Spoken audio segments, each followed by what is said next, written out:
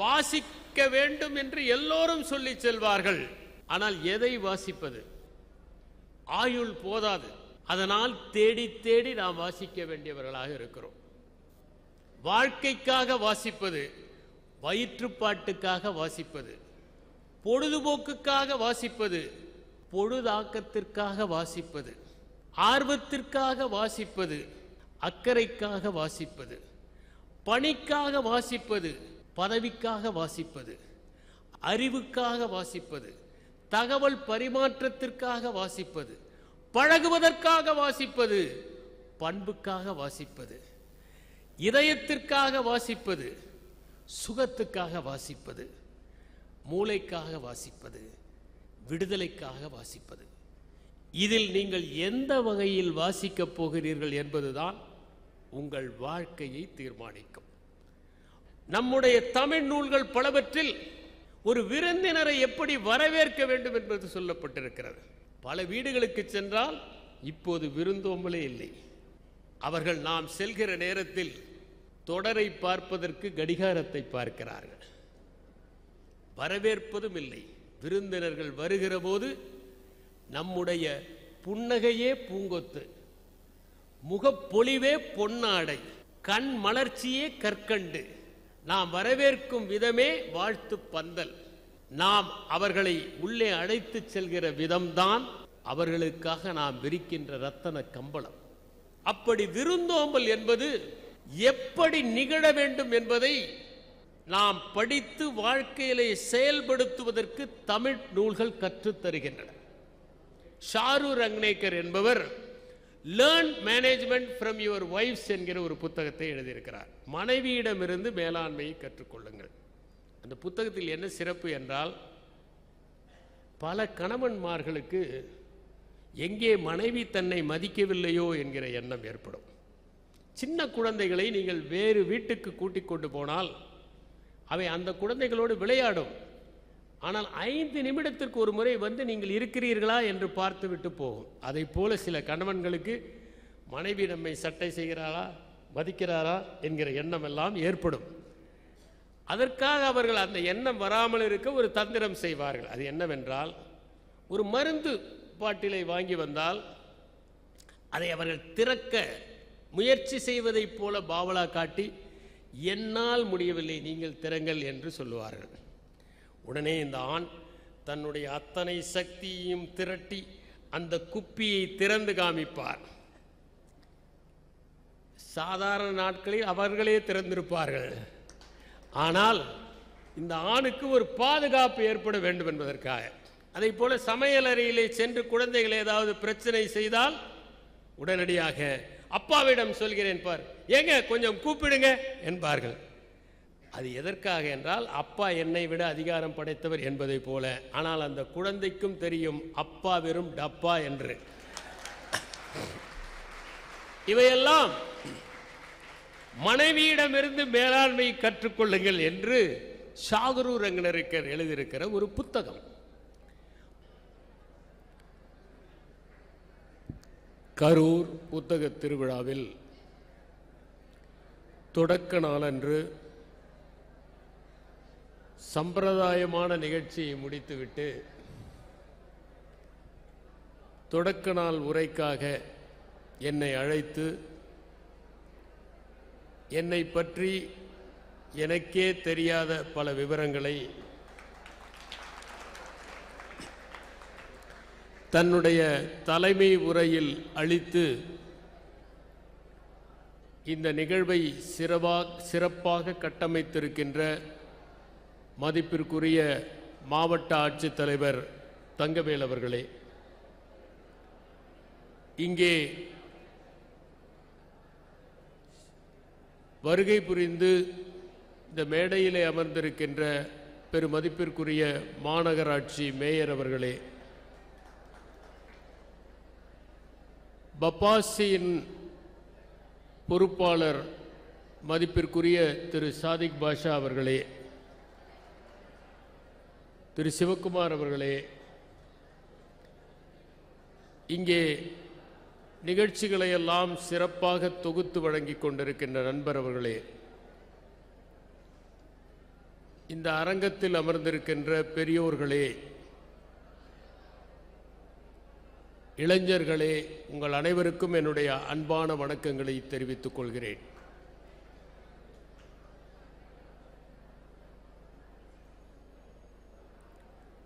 கரூரில் கடந்த 2 ஆண்டுகளாக மிக சிறப்பாக புத்தக கண்காட்சி நடந்து வருவதையும் அதில் பெருவாரியாக மாணவர்களை ஈடுபடுத்துவதையும் பார்க்கிறபோது எதிர்காலத்தில் வாசிப்பு அதிகரிக்கும் என்கின்ற நம்பிக்கை எனக்கு இருக்கிறது.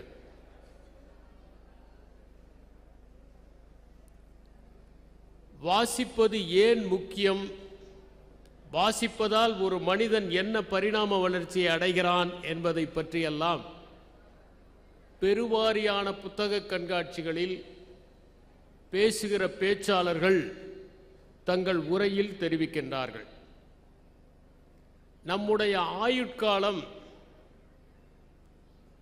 குறைவாக இருப்பதைப் போல 60 வயதில் தோன்றும். ஆனால் 20 வயதில் நிறைய காலம் இருக்கிறது என்பதைப் போல தோன்றும். எனவே பின்னர் படித்துக் கொள்ளலாம் என்று ஒத்தி போட்டுக்கொண்டே நாம் இருப்போம். செனக்கா என்கின்ற ரோமாபுரியை சார்ந்த அறிஞர் ஒன்றை சொன்னார். நம்முடைய ஆயுட்காலம் நீண்டதுதான், நாம் வாழத் தெரிந்தபடி வாழ்ந்தால் நம்முடைய ஆயுள் நமக்கு போதுமானது என்று குறிப்பிட்டார். வாசிக்க தொடங்குகிற ஒருவனுக்கு வாசிப்பது இவ்வளவு இருக்கிறதா, இவ்வளவு நாள் நாம் வாசிக்காமல் இருந்து விட்டோமே, இந்த உலகில் அறிவை பெறுவதற்கு, நூல்களை படிப்பதற்கு, நம்மை மேம்படுத்திக் கொள்வதற்கு இன்னும் 100 ஆயுள்கள் இருந்தால் கூட போதாது, 100 பிறவிகள் போதாது என்றுதான் தோன்றும்.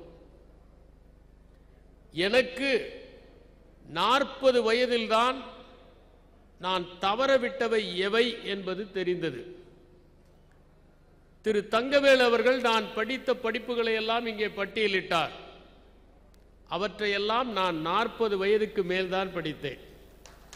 ஏனென்றால் 40 வயது வரை படிக்க வேண்டும், நிறைய கற்றுக்கொள்ள வேண்டும் என்கின்ற ஆசை பணியில் சுழன்று கொண்டிருந்ததால் எனக்கு ஏற்படவில்லை. ஒரு கட்டத்தில் நாம் இன்னும் வாசிக்க வேண்டும், இன்னும் தெரிந்து கொள்ள வேண்டும், இன்னும் கற்க வேண்டும் என்கிற எண்ணம் ஏற்பட்ட போதுதான் என் வாசிப்பை நான் தீவிரப்படுத்தினேன்.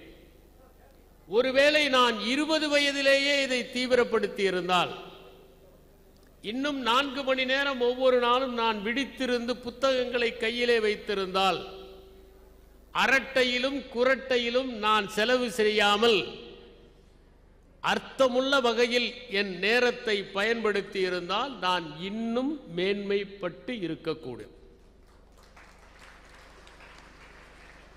வாசிக்க வேண்டும் என்று எல்லோரும் சொல்லி செல்வார்கள். ஆனால் எதை வாசிப்பது? ஆயுள் போதாது. அதனால் தேடி தேடி நாம் வாசிக்க வேண்டியவர்களாக இருக்கிறோம். நீங்கள் 5 நட்சத்திர விடுதிக்கு சாப்பிடுவதற்கு சென்றால் அங்கே 50 வகையான இனிப்புகள் இருக்கும், 40 வகையான உணவு வகைகள் இருக்கும், அங்கே பல்வேறு விதமான காய்கறிகள் இருக்கும். ஆனால் வயிறு ஒன்றுதான். சில பேர் எதை சாப்பிடுவது என்று தெரியாமல் எல்லாவற்றிலும் கொஞ்சம் சாப்பிட்டு கடைசியில் வீட்டில் ரசம் சாதம் சாப்பிடுகிற திருப்தி கிடைக்கவில்லை என்று திரும்பி வந்து விடுவது உண்டு. ஆனால் விவரம் தெரிந்தவர்கள் எதை சாப்பிட்டால் நல்லது, எது ருசியானது, எது உடலுக்கு ஏற்றது என்று பார்த்து பார்த்து சாப்பிட்டு மகிழ்ச்சி அடைவார்கள். அதைப் போலத்தான் வாசிப்பதில் கூட இங்கே வந்திருக்கிற இளைஞர்கள் இன்றிலிருந்து எதை வாசிப்பது என்று தேர்ந்தெடுத்து படித்தால் இன்னும் 20 ஆண்டுகளில் உங்கள் வாழ்க்கை மகத்தானதாக மாறும் என்பதில் நான் உத்தரவாதம் அளிக்க விரும்புகிறேன். வாசிப்பதில் பல வகை உண்டு. வாழ்க்கைக்காக வாசிப்பது, வயிற்றுப்பாட்டுக்காக வாசிப்பது, பொழுதுபோக்குக்காக வாசிப்பது, பொழுதாக்கத்திற்காக வாசிப்பது, ஆர்வத்திற்காக வாசிப்பது, அக்கறைக்காக வாசிப்பது, பணிக்காக வாசிப்பது, பதவிக்காக வாசிப்பது, அறிவுக்காக வாசிப்பது, தகவல் பரிமாற்றத்திற்காக வாசிப்பது, பழகுவதற்காக வாசிப்பது, பண்புக்காக வாசிப்பது, இதயத்திற்காக வாசிப்பது, சுகத்துக்காக வாசிப்பது, மூளைக்காக வாசிப்பது, விடுதலைக்காக வாசிப்பது. இதில் நீங்கள் எந்த வகையில் வாசிக்கப் போகிறீர்கள் என்பதுதான் உங்கள் வாழ்க்கையை தீர்மானிக்கும். வாழ்க்கைக்காக வாசிப்பது என்பது நாம் வாழ்கிற விதத்தை மேம்படுத்திக் கொள்வதற்காக, நாம் செல்கிற இடங்களிலெல்லாம் பார்க்கிற மனிதர்கள் எல்லாம் காந்தத்தை போல நாம் இழுக்கின்ற அளவிற்கு அறிவை, முதிர்ச்சியை, அன்பை, பண்பை பெற்றுக் கொள்வதற்காக. அப்படிப்பட்ட வாசிப்பு நிகழ்ந்தால் அந்த மனிதன் செல்கிற இடங்களிலெல்லாம் அவன் பேச மாட்டானா, அவன் உதடுகள் திறக்காதா, அவன் வாயிலிருந்து சொற்கள் உதிராதா என்று எல்லோரும் காத்திருப்பார்கள். திருக்குறளை எடுத்துக்கொண்டால் அதிலே அற்புதமான ஒரு குறள் வருகிறது. உள்ளத்தில் உள்ளலும் தீதே பிறன் பொருளை கள்ளத்தால் கள்வேம் எனல். ஆங்கிலத்தில் சட்டம் படித்தவர்கள் லத்தீன சொல்லான மென்ஸ் ரியா என்பதை பயன்படுத்துவார்கள். ஒருவன் இன்னொருவனை கொலை செய்து விடுகிறான் என்றால் அந்த கொலை தண்டிக்க கூடியதா என்பதை தீர்மானிப்பது மென்ஸ் ரியா இருக்கிறதா என்பதை பொறுத்து. மென்ஸ் ரியா என்றால் கில்ட்டி மைண்ட், ஏற்கனவே கொலை செய்ய வேண்டும் என்று திட்டம் இருக்கிறதா என்பதுதான். அப்படி ஏற்கனவே அந்த குற்ற மனம் ஒருவனுக்கு இருந்து செய்தால்தான் அது குற்றம். எதேச்சையாக, உதாரணமாக தற்காத்துக் கொள்வதற்காக, தன்னுடைய மானத்திற்கு இழுக்கு வருகிறது என்கின்ற காரணத்திற்காக ஒரு கொலை நடந்துவிட்டால் அது தண்டனைக்குரியது அல்ல என்பதுதான் சட்டம் சொல்கிற செய்தி. ஆனால் திருவள்ளுவர் 2000 ஆண்டுகளுக்கு முன்னால் அந்த குற்ற உணர்வை நீங்கள் நிகழ்த்தக்கூட வேண்டியதில்லை, மனத்தில் நினைத்தாலே போதும் என்று சொல்கிறார். இது வாழ்க்கைக்காக படிக்க வேண்டியது. வாழ்க்கைக்காக எவற்றை படிக்க வேண்டும் என்று மட்டும் நான் உங்களுக்கு சொல்ல விரும்புகிறேன். புறநானூற்றை படித்தால் நீர்நிலைகளை எப்படி அமைக்க வேண்டும் என்று கபிலர் என்கின்ற புலவர் கூறுகிறார். 2 மலைகள் கூடுகிற இடத்தில் பிறை வடிவத்தில் அதை அமைக்க வேண்டும் என்று கூறுகிறார். வரி வசூல் எப்படி நடத்த வேண்டும் என்பது புறநானூற்றிலே கூறப்படுகிறது. ஒரு யானையை தானாக மேயவிட்டால் அது ஒரு வயலையே சேதப்படுத்திவிடும். ஆனால் நாம அந்த நெல்லை அறுவடை செய்து அதை அரிசியாக்கி கொடுத்தால் ஒரு பிடி படுக்கிற இடத்தில் 7 களிர்களுக்கு நாம் உணவு தர முடியும் என்று எப்படி வரி நியாயமாக விதிக்க வேண்டும் என்பதை புறநானூறு சொல்லுகிறது. அறம் என்பது எதற்காக? அறவிலை வணிகன் அல்ல நாய். நாம் செய்தால் புண்ணியம் என்று நினைத்து செய்வதல்ல அறம், செய்கிற மகிழ்ச்சிக்காக. சில பேர் தருவார்கள், தருவதை கணக்கு வைத்துக் கொள்வார்கள். சிலர் பெறுவதை மட்டும் செய்வார்கள். சிலர் தருவார்கள், ஆனால் எப்போது அவர்களும் தருவார்கள் என்று கணக்கு வைப்பார்கள். சிலர் மட்டும்தான் தருகிற மகிழ்ச்சிக்காகவே தருவார்கள். அவர்களுக்கு தெரியும் அவர்களுக்கும் யாரோ தந்ததுதான் என்று. அதனால் அறவிலை வணிகன் அல்லன் ஆய் என்று குறிப்பிடுகிறார். ஒரு தலைவன் எப்படி இருக்க வேண்டும், ஒரு மன்னன் எப்படி இருக்க வேண்டும், ஒரு நிர்வாகி எப்படி இருக்க வேண்டும் என்பது புறநானூறிலே சொல்லப்படுகிறது. பலர் துஞ்ச தான் துஞ்சான், எல்லோரும் தூங்கிக் கொண்டிருப்பார்கள். ஆனால் ஒரு மன்னன் தூங்க முடியாது. எப்போது வெள்ளம் வருமோ, எப்போது விபத்து நிகழுமோ, எப்போது சட்டம் ஒழுங்கு பாதிக்கப்படுமோ என்று கண்களை அகல விரித்து கொண்டு அவன் காத்திருக்க வேண்டும். இது புறநானூறு சொல்கிறது. புறநானூற்றிலே இன்னொன்றும் கூறப்பட்டிருக்கிறது. போர் வருகிறது என்றால் எப்படிப்பட்ட சேதங்கள் ஏற்படுகிறது என்பதை கவிஞர்கள் பாடியிருக்கிறார்கள். ஒவ்வொருவருக்கும் ஒரு கடன் இருக்கிறது என்பதை பொன்முடியார் என்கின்ற கவிஞர் பாடுகிறார். ஈன்று புறந்தழுதல் என்றலைக்கு கடனே, சான்றோனாக்குதல் தந்தைக்கு கடனே, வேல்வடித்து கொடுத்தல் கொல்லர்க்கு கடனே, நன்னடை பயில்தல் வேந்தற்கு கடனே, ஒளிருவாள் எருஞ்சம முறுக்கி களிறு பெயர்ந்து எரிதல் காளைக்கு கடனே என்று குறிப்பிடுகிறார். இப்படி ஒவ்வொருவருடைய கடமையும் வரையறை செய்யப்பட்டிருக்கிறது. புறநானூற்றை வாழ்க்கைக்காக படிக்க வேண்டும். நம்முடைய தமிழ் நூல்கள் பலவற்றில் ஒரு விருந்தினரை எப்படி வரவேற்க வேண்டும் என்பது சொல்லப்பட்டிருக்கிறது. பல வீடுகளுக்கு சென்றால் இப்போது விருந்தோம்பலே இல்லை. அவர்கள் நாம் செல்கிற நேரத்தில் தொடரை பார்ப்பதற்கு கடிகாரத்தை பார்க்கிறார்கள். வரவேற்பதும் இல்லை.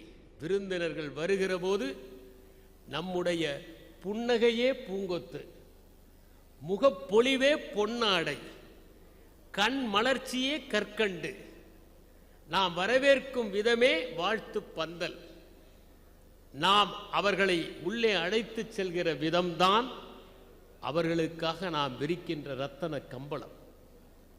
அப்படி விருந்தோம்பல் என்பது எப்படி நிகழ வேண்டும் என்பதை நாம் படித்து வாழ்க்கையிலே செயல்படுத்துவதற்கு தமிழ் நூல்கள் கற்றுத் தருகின்றன.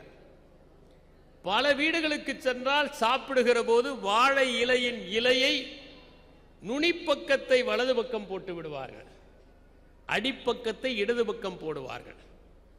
முதலில் சாதத்தை பரிமாறுவார்கள். பல பதார்த்தங்கள் இருக்கும், ஆனால் அவற்றை பரிமாற தெரியாது. எப்படி பரிமாற வேண்டும் என்பதை பாரதிதாசன் குடும்ப விளக்கில் சொல்லுகிறார். அத்தனை பெண்களும் படித்து அதை வருகிறவர்களுக்கு கடைபிடிக்க வேண்டும். வாழை இலையின் அடி உண்பார் வலப்புறத்தில், கீழ விரித்து கறிவகைகள் சூழ வைத்து தண்ணீரும் வெந்நீரும் தனித்தனியே செம்பிலிட்டு வெண்சோரிடுமுன் மிக இனிக்கும் பண்ணியமும் முக்கணியும் தேனில் நறுநெய்யில் மூழ்கிவித்தே ஒக்க இருந்து உண்ட பின்பு சோரிட்டு தக்கபடி கேட்டும் குறிப்பறிந்தும் கெஞ்சியும் மிஞ்சும் அன்பால் ஊட்ட வேண்டும் தாய்போல் ஒன்றடியே கேட்டுப்போ என்பதுதான் அந்த பாடல். வாழை இலையின் அடி வலப்புறத்தில் வர வேண்டும், நுனி இடப்புறத்தில் வர வேண்டும். முதலில் காய்கறிகளை மேலே வைக்க வேண்டும். சில வீடுகளில் சில பகுதிகளில் உப்பை முதலில் வைப்பார்கள். உப்பு, அன்னம், நெய் ஆகியவற்றை கையால் வைக்கக்கூடாது. அந்த காய்கறிகள், பலகாரங்கள், கனிகள் போன்றவற்றை வைத்துவிட்டு அதை அவர்கள் சாப்பிட்ட பிறகுதான் சாப்பாட்டை பரிமாற வேண்டும். சில பேர் தண்ணீர் குடிப்பார்கள், சில பேர் வெந்நீர் குடிப்பார்கள். அதனால் தனித்தனியே சொம்பிலிட்டு அவர்கள் எனக்கு வெந்நீர் வேண்டும் என்று கேட்கிற நிலையை ஏற்படுத்தக்கூடாது.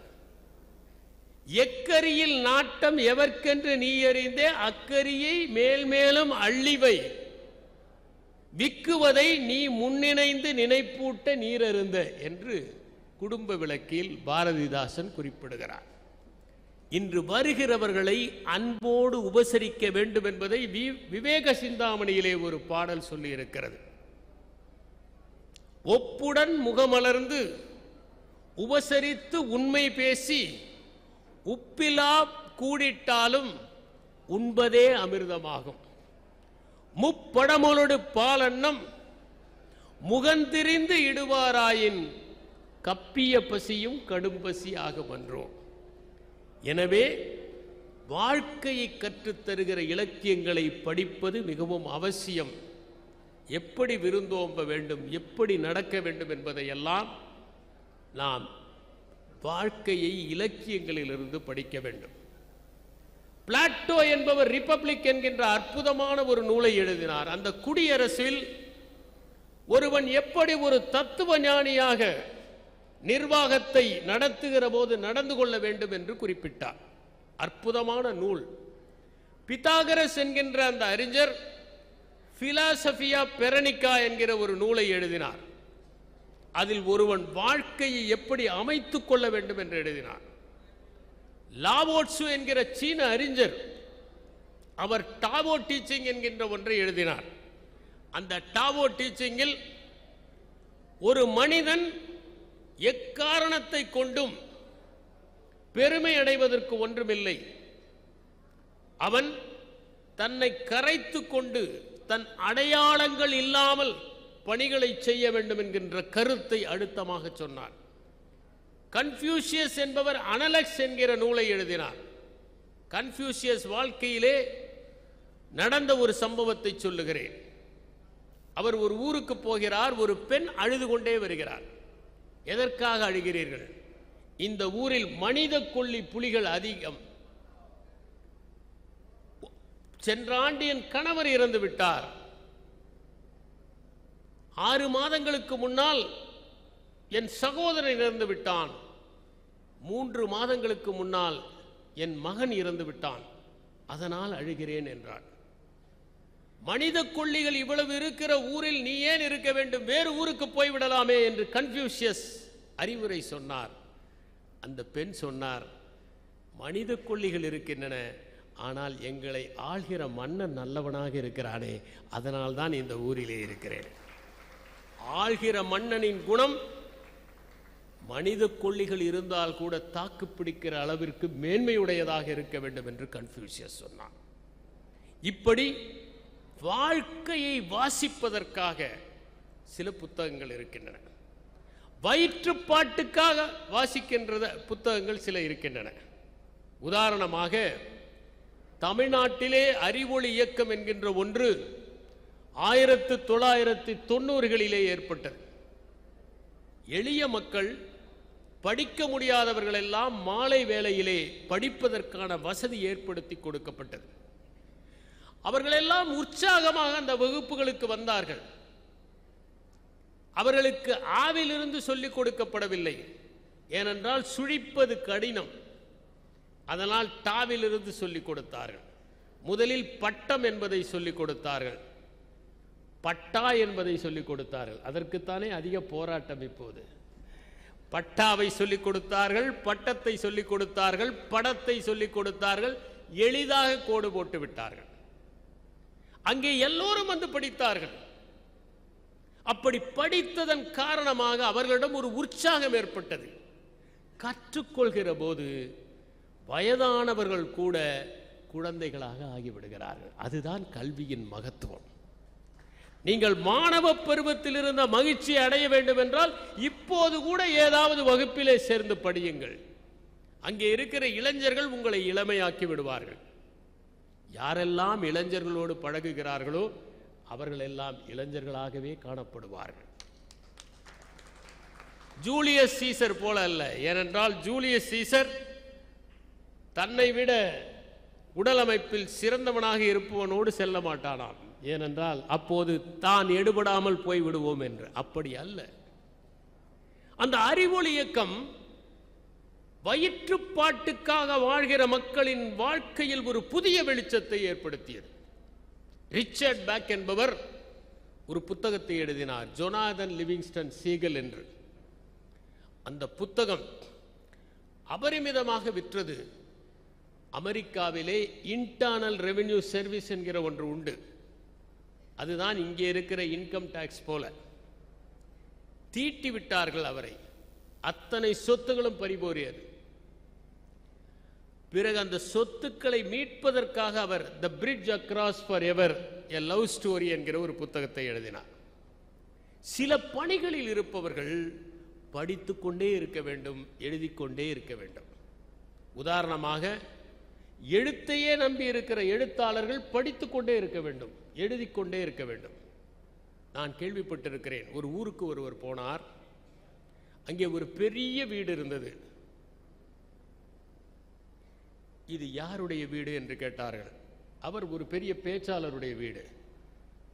பக்கத்தில் ஒரு சின்ன வீடு இருக்கிறது. இது யாருடையது? இது எழுத்தாளருடைய வீடு. அப்படியா? இந்த பேச்சாளர் இவ்வளவு பெரிய வீடு கட்டியிருக்கிறாரே, இவர் எழுதியதைத்தான் படித்து இவர் பேசினார். இவ்வளவு பெரிய வீடு கட்டியிருக்கிறார். எழுத்தாளர்கள் படித்துக் கொண்டே இருக்க வேண்டும். வழக்கறிஞர்கள் படித்துக் கொண்டே இருக்க வேண்டும். அன்றாடம் வருகிற வழக்குகளை படிக்க வேண்டும். அதிகாரிகள் படிக்க வேண்டும். அன்றாடம் வருகிற சுற்றறிக்கைகளை படிக்க வேண்டும். அரசாணைகளை படிக்க வேண்டும். மருத்துவர்கள் மருத்துவத்திலே பல மாற்றங்கள் ஏற்பட்டு கொண்டிருக்கின்றன. 30 ஆண்டுகளுக்கு முன்னால் எப்படி இருதய அறுவை சிகிச்சை நிகழ்ந்ததோ அப்படி இன்று நிகழ்வதில்லை, மாறி போய்விட்டது. 60 ஆண்டுகளுக்கு முன்னால் காச நோய்க்கு மருந்தில்லை என்று பாட்டெல்லாம் இருந்தது. இன்று ஓராண்டு ஒழுங்காக மருந்து சாப்பிட்டால் சரியாகிவிடும். எனவே மருத்துவத்துறையில் இருப்பவர்கள் படிக்க வேண்டும். ஆசிரியர்களாக இருப்பவர்கள் படித்துக் கொண்டே இருக்க வேண்டும். யார் ஒருவர் மாணவனாக இருக்க சம்மதிக்கிறாரோ அவர்தான் தலை சிறந்த ஆசிரியராக இருக்க முடியும். பேராசிரியர்கள் படிக்க வேண்டும். இவர்களெல்லாம் படிப்பது அவர்களுடைய வயிற்றுப்பாட்டுக்காக மட்டுமல்ல, ஒட்டுமொத்த சமுதாயத்தின் வயிற்றுப்பாட்டுக்காக இவர்கள் படித்தாக வேண்டியவர்களாக இருக்கிறார். மூன்றாவதாக நான் சொன்னது பொழுதுபோக்குக்காக படிப்பது. ஒரு பேருந்திலே வருகிறார்கள், ஒரு பாக்கெட் நாவல் படிக்கிறார்கள். இறங்குகிறவரை படிக்கலாம், அவ்வளவுதான். மாயாஜால கதை, மந்திரவாதிகள் கதை, துப்பறியும் சாம்பு, மர்ம கதைகள், துப்பறிகிற கதைகள், இவையெல்லாம் பொழுதை போக்குவதற்காக படிக்கிற கதைகள். சின்ன வயதிலே நான் ஒரு கதை படித்தேன். ஒரு மந்திரவாதி இருக்கிறான், கொடூரமான மந்திரவாதி. அவனை பற்றிய கதை. ஓர் இளைஞன் பார்க்க அழகாக இருப்பான், நேர்த்தியாக உடை அணிவான். அவன் திருமணமாகிறது. திருமணமாகி கணவனும் மனைவியும் அறையிலே அமர்ந்திருக்கிறார்கள். எங்கிருந்தோ திடீரென ஒரு வண்டு வந்து அமர்கிறது. வண்டை பார்க்கிறான். அவன் முகம் மாறிவிடுகிறது. அந்த வண்டை பிடித்து வாயிலே போட்டு மென்று தின்று விடுகிறான். மணமகளுக்கு ஒரே அருவருப்பு. வண்டை தின்கிற ஒருவனா? அவள் அவனை கண்டு அருவருப்பு கொள்கிறாள். இது ஒரு தடவை நடக்கவில்லை. வண்டு எங்கு வந்து உட்கார்ந்தாலும் பிடித்து சாப்பிட்டு விடுவான். கடைசியில் இருவரும் விவாகரத்து வரை சென்று விடுகிறார்கள். அப்போது எதற்கும் இருக்கட்டும் என்று ஒரு மனையியல் வல்லுநரிடம் செல்கிறார்கள். அந்த மனையியல் வல்லுநர் அவனை ஆழ்ந்த உறக்கத்திற்கு சென்று அவனுடைய இளம் பருவத்தை நடந்தவற்றை எல்லாம் கேட்கிறார், நிறைவேறாத சிலவற்றை.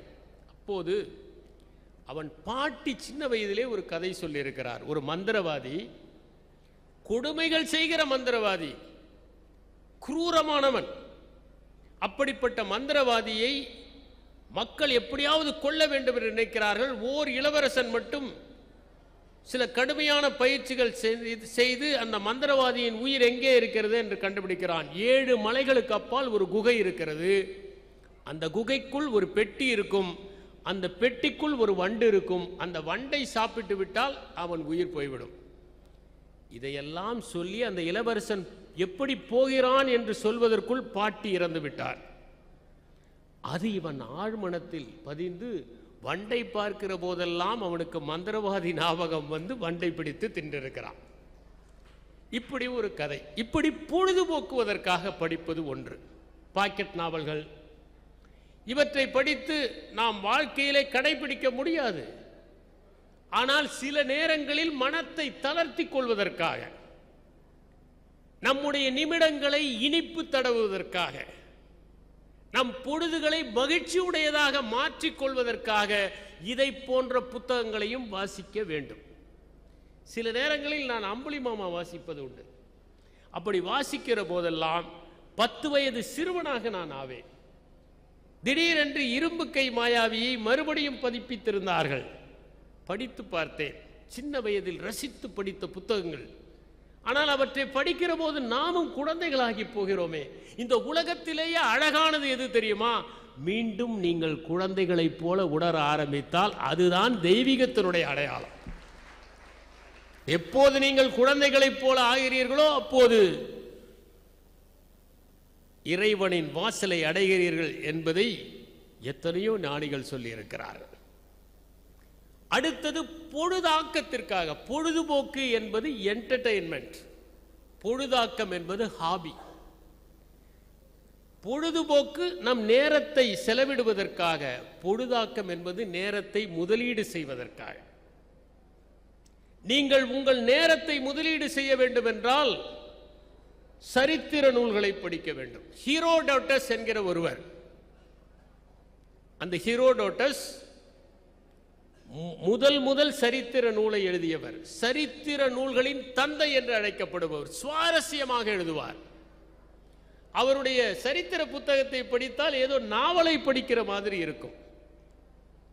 அவர் எழுதுகிறார், மொட்டையிலே எழுதப்பட்ட ஒரு கடிதாசை பற்றி. நாம் மொட்டை கடிதாசு கேள்விப்பட்டு இருக்கிறோம். மொட்டையிலேயே எழுதப்பட்ட கடிதாசு ஒன்று. ஹிஸ்டேயஸ் என்கிற ஒருவன் இருக்கிறான். அவன் பாரசீகத்தை சேர்ந்தவன். அவன் மெலிட்டஸ் என்கிற நாட்டை சேர்ந்த கொடுங்காலனுக்கு ஒரு ரகசிய தகவலை அனுப்ப வேண்டும். அதுக்கு என்ன செய்கிறான் என்றால், அந்த ஹிஸ்டேயஸினுடைய அடிமை ஒருவனை அழைத்து அவன் தலையை மழுங்கச் சிரைத்து அதிலே எழுதுகிறான். ஒரு கடிதத்தை எழுதி முடி வளருகிறவரை அவனை தன்வசம் வைத்திருக்கிறான். முடி வளர்ந்ததும் அவனை அரிஸ்டோகரஸிடம் அனுப்புகிறான். அரிஸ்டோகரஸ் மொட்டையடித்து அதை படித்து விடுகிறான். இதுதான் மொட்டையிலே எழுதப்பட்ட முதல் கடிதம். ஆனால் மொட்டை கடிதம் அல்ல. நீங்கள் சரித்திரத்தை படித்தால் ஆபிரகாம் எரலி எழுதுகிறார், எப்படி இந்திய வரலாற்றிலே பல்வேறு விதமான பேரரசர்கள் ஆண்டார்கள் என்று. அக்பரை பற்றி எழுதுகிறார், பாபரை பற்றி எழுதுகிறார், ஷாஜகானை பற்றி எழுதுகிறார். அவர் எழுதுகிற குறிப்புகள் எல்லாம் ஒரு நாவலை படிப்பதைப் போல இருக்கும். அற்புதமான சம்பவங்களை தொகுத்து தொகுத்து அவர் எழுதுகிறார். அக்பருடைய பொழுதுபோக்கு யானையின் மீது ஏறி இன்னொரு யானையின் மீது சண்டை போடுவது. ஒரு நாள் பீர்பாலின் மீது பாய்வதற்காக ஒரு மதம் கொண்ட யானை வருகிறது. அக்பர் குறுக்கே சென்று பீர்பாலை காப்பாற்றுகிறார். ஒரு மதம் கொண்ட யானையை அக்பர் அடக்குகிறார். இந்திய சரித்திரத்திலே ஒற்றை ஆளாக இருந்து ஒரு மதம் கொண்ட யானையை கொன்ற பெருமை அக்பருக்கும் சேரும், ராஜேந்திர சோழனுக்கும் சேரும் என்பதை நான் தெளிவுபடுத்துகிறேன். அடுத்தது அறிவியல் புதினங்கள். அறிவியலை புரிந்து கொள்வதற்கு ஒரு பாலமாக இருப்பவை அறிவியல் புதினங்களை படிப்பதால் நமக்கு இருக்கிற மிகப்பெரிய லாபம். படிப்படியாக நாம் அறிவியலை புரிந்து கொள்வதற்கு அவை படிக்கற்களாக இருக்கின்றன. நீங்கள் இந்தியாவினுடைய வரலாற்றை தமிழிலே எழுதிய பல்வேறு புத்தகங்கள் இன்று கிடைக்கின்றன. அவற்றையெல்லாம் படித்தால் அவை சிறந்த பொழுதாக்கங்களாக இருக்கும். ஆபிரகாம் எராலியை நான் குறிப்பிட்டு சொன்னேன். கொசாம்பி எழுதியிருக்கிறார். இந்தியாவை பற்றி பல்வேறு எழுத்தாளர்கள். பாஷா என்பவர் இந்தியாவிலே முஸ்லீம் மன்னர்களுடைய வாழ்க்கையை பற்றி 4 தொகுதிகள் எழுதியிருக்கிறார். நீங்கள் தமிழிலே படிக்க வேண்டும் என்றால் வந்தார்கள் வென்றார்கள் என்று மதன் எழுதிய நூலை படிக்கலாம். நீலகண்ட சாஸ்திரி சோழர்களுடைய வரலாற்றை பற்றி எழுதியிருக்கிறார். ராசமாணிக்கனார் பல்வேறு பேரரசுகளை பற்றிய குறிப்புகளை எல்லாம் எழுதியிருக்கிறார். பொழுதாக்கத்திற்கு நீங்கள் படிப்பதற்கு சரித்திர நாவல்களும் இருக்கின்றன. உதாரணமாக வால்டர் ஸ்காட் என்பவர் ஐவான் ஹோ என்கிற ஒரு அற்புதமான நாவலை எழுதியிருக்கிறார். அதிலே ஒரு கருத்தை சொல்லுகிறார். ஆங்கிலேயர்கள் பிரெஞ்சு மக்களிடம் ஒரு காலத்தில் அடிமையாக இருந்தார்கள். நீங்கள் பார்த்தால் ஆங்கிலத்திலே வருகிற மிருகங்களின் பெயர்கள் goat, sheep, pig, hen, deer இவையெல்லாம் ஆங்கில சொற்கள். ஆனால் அவற்றின் மாமிசமான pork, beef, veal, mutton, chicken, venison ஆகியவை பிரெஞ்சு சொற்கள். ஏனென்றால் மேய்க்கிற வேலையெல்லாம் ஆங்கிலேயர்களுடையது, சாப்பிடுகிற வேலை பிரெஞ்சு மக்களுடையது. எனவே சாப்பிடுவதற்கு பிரெஞ்சு பெயர்கள், மேய்ப்பதற்கு ஆங்கில பெயர்கள். இதை வால்டர் ஸ்காட் தன்னுடைய ஐவான்ஹோவிலே குறிப்பிடுகிறார். தமிழிலும் நிறைய சரித்திர நூல்கள் இருக்கின்றன. நீங்கள் பொன்னியின் செல்வனை படிக்கிற போது நிறைய பேர் தங்களையே வந்தியத்தேவனை போல, தங்களையே ராஜராஜ சோழனை போல, சில பேர் தங்களை குந்தவையைப் போல நினைத்துக் கொள்வது உண்டு. அதை போலத்தான் சிவகாமியின் சபதத்தை படிக்கிற போது நீங்கள் மாமல்லபுரத்து சிற்பங்களை உடனே பார்க்க வேண்டும் என்று விரும்புவீர்கள்.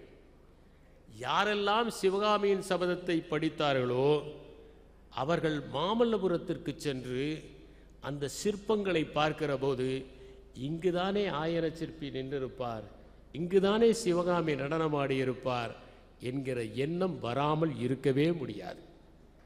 அதை போலத்தான் கடல் புறா, சாண்டிலினுடைய கடல் புறா, மஞ்சள் நதி போன்றவையெல்லாம், இவற்றையெல்லாம் நீங்கள் படிக்கிற போது பொழுதுபோக்குக்கல்ல, சரித்திரத்தை உங்கள் மனத்திலே திரையில் ஓட வைக்கிற அற்புதமான படைப்புகள் இவையெல்லாம் பொழுதுபோக்குக்காக படிக்கிறவை.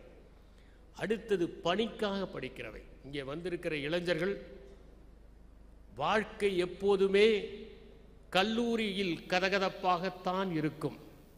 ஆனால் அந்த கல்லூரி மதிலை தாண்டி வாழ்க்கை அகழியில் வழுக்கி விழுகும்போது, பிரச்சனை முதலைகள் பிடுங்கி தின்னும் போதுதான் நாம் வாழ்க்கை எப்படிப்பட்ட முகத்தை ஒளித்து வைத்திருக்கிறது என்பதை புரிந்து கொள்வோம். எனவே பணிக்காக படிக்க விரும்புகிறவர்கள் செய்தித்தாள்களை அவசியம் படிக்க வேண்டும். அவர்கள் யோஜனா, குருஷேத்ரா போன்ற இதழ்களை கட்டாயம் படிக்க வேண்டும். போட்டித் தேர்வுகளுக்கான இதழ்களை படிக்க வேண்டும். தங்கள் ஆங்கில அறிவை வளர்த்துக் கொள்வதற்காக 30 days to a more powerful vocabulary, 6 weeks to word power போன்ற புத்தகங்களை எல்லாம் வாசிக்க வேண்டும். அவர்கள் எந்த பணிக்கு செல்ல விரும்புகிறார்களோ அந்த பணிக்கான பாடத்திட்டத்தை நன்றாக படிக்க வேண்டும். உலக வரைபடத்தை கரைத்து குடித்திருக்க வேண்டும். பொது அறிவிலே புத்தகங்களை வாங்கி தினமும் படிக்க வேண்டும். இவையெல்லாம் செய்தால்தான் பணி கிடைப்பதற்கான வாய்ப்பு இருக்கிறது.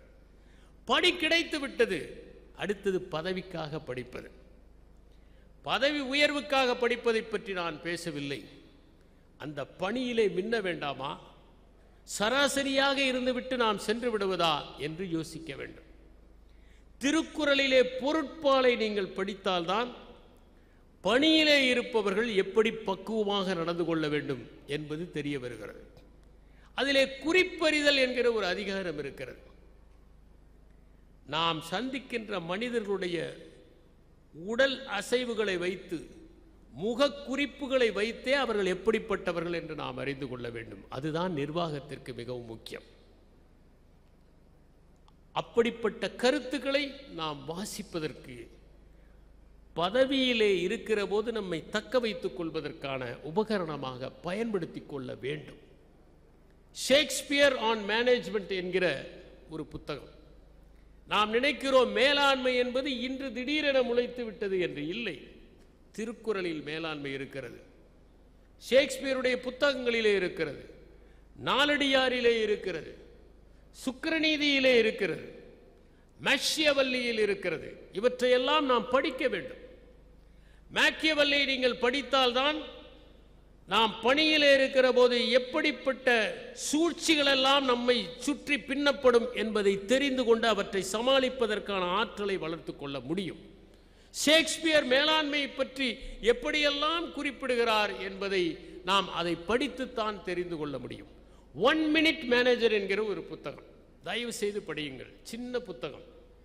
ஒவ்வொரு நாளும் அலுவலகத்திற்கு செல்லுகிற போது ஒரே ஒரு நிமிடத்தில் இன்று செய்ய வேண்டிய பணி என்ன, முக்கியமான பணி என்று குறித்து கொண்டு அதை அன்று முழுவதுமே ஆய்வு செய்து கொண்டே இருந்தால் அந்த பணி நடந்துவிடும். சில நேரங்களில் மேனேஜ்மெண்ட் பை நாகிங் என்று சொல்லுவார்கள். மேனேஜ்மெண்ட் பை நாகிங் என்று சொன்னால் பிடுங்கி தின்று நிர்வாகம் செய்தல், பிடுங்குவது ஒரே அடியாக. காலையில் ஒரு முறை நினைவுபடுத்துவது, மதியம் ஒரு முறை நினைவுபடுத்துவது. ஷாரு ரங்னேக்கர் என்பவர் learn management from your wife's என்கிற ஒரு புத்தகத்தை எழுதியிருக்கிறார். மனைவியிடமிருந்து மேலாண்மையை கற்றுக்கொள்ளுங்கள். அந்த புத்தகத்தில் என்ன சிறப்பு என்றால், பல கணவன்மார்களுக்கு எங்கே மனைவி தன்னை மதிக்கவில்லையோ என்கிற எண்ணம் ஏற்படும். சின்ன குழந்தைகளை நீங்கள் வேறு வீட்டுக்கு கூட்டிக் கொண்டு போனால் அவை அந்த குழந்தைகளோடு விளையாடும். ஆனால் 5 நிமிடத்திற்கு ஒரு முறை வந்து நீங்கள் இருக்கிறீர்களா என்று பார்த்து விட்டு போகும். அதை போல சில கணவன்களுக்கு மனைவி நம்மை சட்டை செய்கிறாரா, மதிக்கிறாரா என்கிற எண்ணம் எல்லாம் ஏற்படும். அதற்காக அவர்கள் அந்த எண்ணம் வராமல் இருக்க ஒரு தந்திரம் செய்வார்கள். அது என்னவென்றால், ஒரு மருந்து பாட்டிலை வாங்கி வந்தால் அதை அவர்கள் திறக்க முயற்சி செய்வதைப் போல பாவலா காட்டி, என்னால் முடியவில்லை, நீங்கள் திறங்கள் என்று சொல்லுவார்கள். உடனே இந்த ஆண் தன்னுடைய அத்தனை சக்தியையும் திரட்டி அந்த குப்பியை திறந்து காமிப்பார். சாதாரண நாட்களில் அவர்களே திறந்திருப்பார்கள்.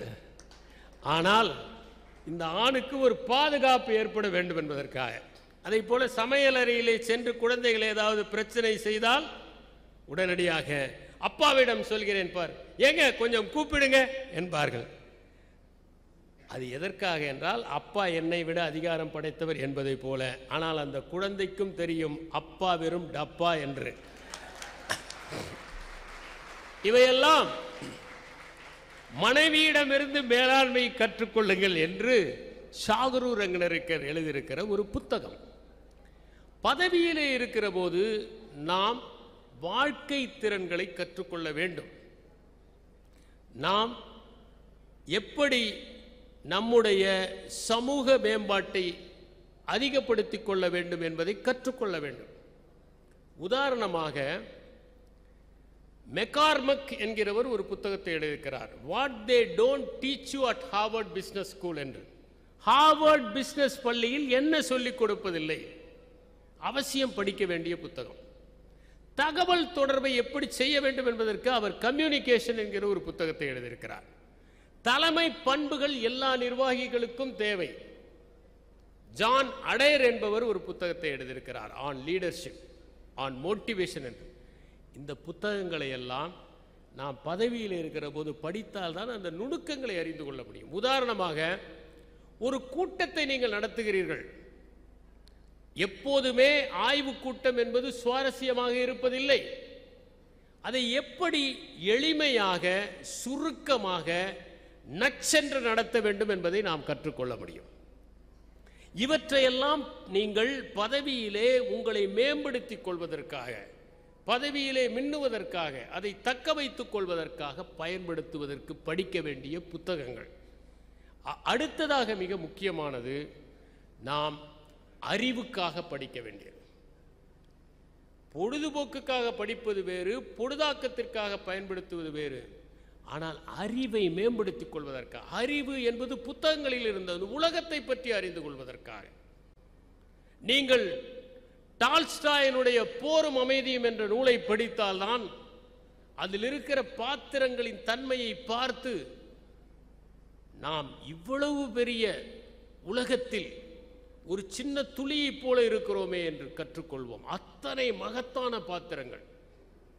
போரின் போது நெப்போலியன் ரஷ்யாவினுடைய கரன்சிகளை போலியாக அச்சிட்டு பரப்பி அங்கே குழப்பத்தை விளைவிக்க நினைத்தான் என்பதை படிக்கிற போதுதான் போரிலே எத்தனை வஞ்சகங்கள் இருந்தன என்பதை நாம் அறிய முடிகிறது.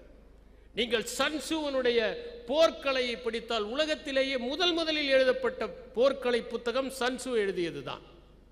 அதிலே சொல்லுகிறார், எல்லா போருமே ஏமாற்றுவதை அடிப்படையாக கொண்டது. எந்த போருமே வீரத்தினால் வெற்றி பெறுவது அல்ல, மற்றவர்களை ஏமாற்றி வெற்றி பெறுவது. இன்னும் சொல்ல போனால், எந்த புத்தகமும் தோற்றவர்கள் பக்கத்தில் இருந்து எழுதப்படவே இல்லை, வெற்றி பெற்றவர்கள் எழுதியதைத்தான் நாம் வாசித்துக் கொண்டிருக்கிறோம். தோற்றவர்களுக்கு ஒரு கதை இருக்கிறது. அதை யார் எழுதுவது?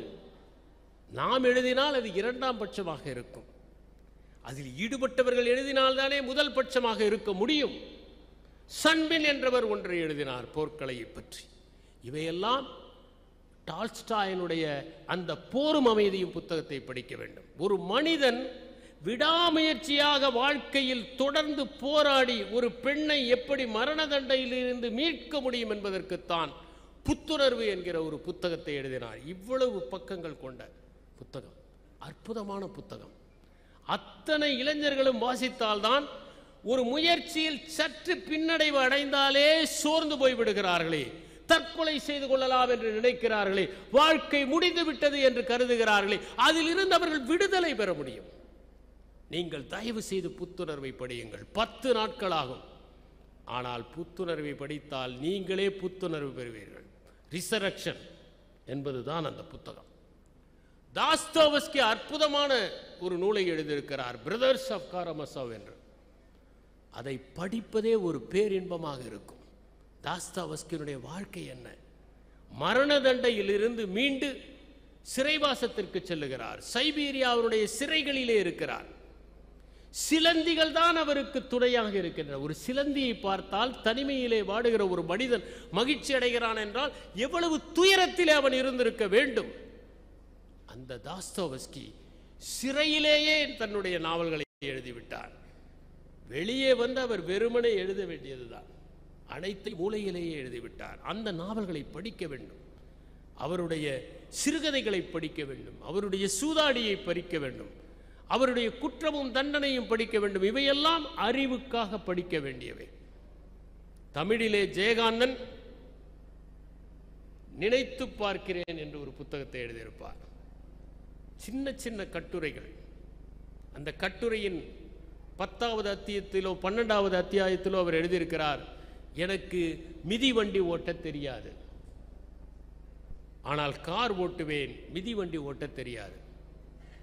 அதற்கு பிறகு 25 30வது அத்தியாயத்தில் எழுதுகிறார், இப்போது மிதிவண்டி ஓட்ட கற்றுக்கொண்டேன். அந்த புத்தகத்தை எழுதுகிற போதே மிதிவண்டி ஓட்ட ஒருவர் கற்றுக்கொண்டார் என்றால் நாம் அதைத்தான் ஒன்றை புரிந்து கொள்ள வேண்டும். விடாமுயற்சி எல்லோருக்கும் தேவை என்று. ஜெயகாந்தனுடைய ஓர் இலக்கியவாதியின் அரசியல் அனுபவங்கள், ஓர் இலக்கியவாதியின் கலையுக அனுபவங்கள் என்பவை மேன்மையான புத்தகங்கள். சந்திரபாபுவை சந்திப்பதற்காக அவர் செல்லுகிறார். சந்திரபாபுவுக்காக ஒரு கதையை எழுதி கொண்டு போகிறார். சந்திரபாபுவுக்கு தேர்ந்த ரசனை உண்டு. ஸ்பானிய பாடல்களை எல்லாம் கேட்பார். கொண்டு போய் அந்த கையெழுத்து பிரதியை கொடுக்கிறார். சந்திரபாபு சொல்லுகிறார், எனக்கு படிக்க தெரியாது, நீங்கள் படியுங்கள் என்று. அன்றுதான் சந்திரபாபுவுக்கு படிக்க தெரியாது என்பதே ஜெயகாந்தனுக்கு தெரியும். படிப்புக்கும் அறிவுக்கும் சம்பந்தம் இல்லை என்று வாழ்ந்தவர்கள் இருக்கிறார்கள்.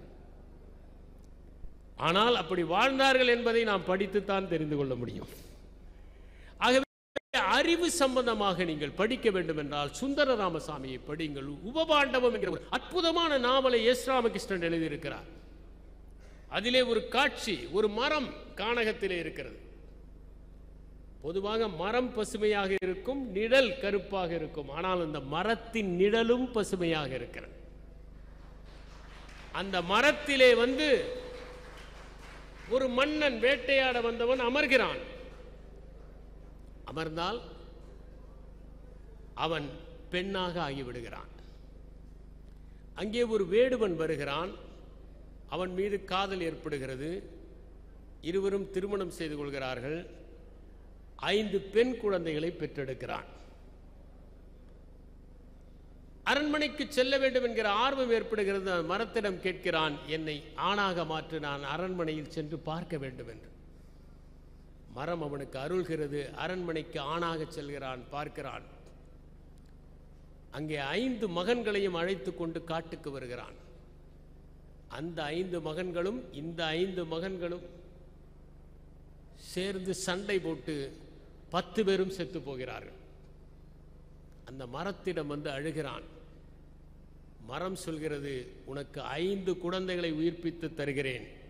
நீ ஆணாக இருந்து பெற்ற குழந்தைகள் வேண்டுமா, பெண்ணாக இருந்து பெற்ற குழந்தைகள் வேண்டுமா?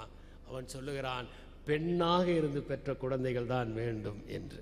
அதுதான் தாய்மையின் உயர்வு என்பதை புரிந்து கொள்ள. சுந்தர ராமசாமியின் புளிய மரத்து கதை. பகிர்ந்து கொடுப்பது என்பது எதுவரை இருக்கலாம்? அதிகாரத்தை பகிர்ந்து கொடுப்பதை கூட அளவோடு கொடுக்க வேண்டும் என்பது. ஏனென்றால் அந்த கடையிலே வேலை செய்த காதர் கடையின் முதலாளியாகி விடுவார். ஏனென்றால் அனைத்து அதிகாரமும் காதரிடம் இருக்கும். விரிவும் ஆழமும் தேடி என்கிற அவருடைய கட்டுரைகள், காற்றில் கலைந்த பேரோசை என்கின்ற அவருடைய அந்த கட்டுரை தொகுப்புகள் எல்லாம் அற்புதமானவை. ஜீவா மேடையிலே எப்படி முழங்குவார் என்பதை பற்றி விலாவாரியாக எழுதியிருப்பார். இவையெல்லாம் அறிவு குறித்து நாம் படிக்க வேண்டியவை. அடுத்தது ஆர்வத்திற்காக, இந்த உலகத்தை பற்றி அறிந்து கொள்வதற்காக. உதாரணமாக நீங்கள் படிக்கிற பயண கட்டுரைகள், பயணத்தை பற்றி படிக்கிற போது ஒரு உலகம் எப்படி இருக்கிறது, நாம் அறியப்படாத நாடுகள் இருக்கின்றன, அறியப்படாத காடுகள் இருக்கின்றன. அவற்றையெல்லாம் நீங்கள் தெரிந்து கொள்ள வேண்டும் என்றால் பயண கட்டுரைகளை வாசிக்க வேண்டும். மனிதன் எப்படியெல்லாம் தன்னுடைய நடத்தையை மாற்றிக்கொள்கிறான் பகுதிக்கு பகுதி என்பதை அறிந்து கொள்வதற்கு மானுடையலை படிக்க வேண்டும்.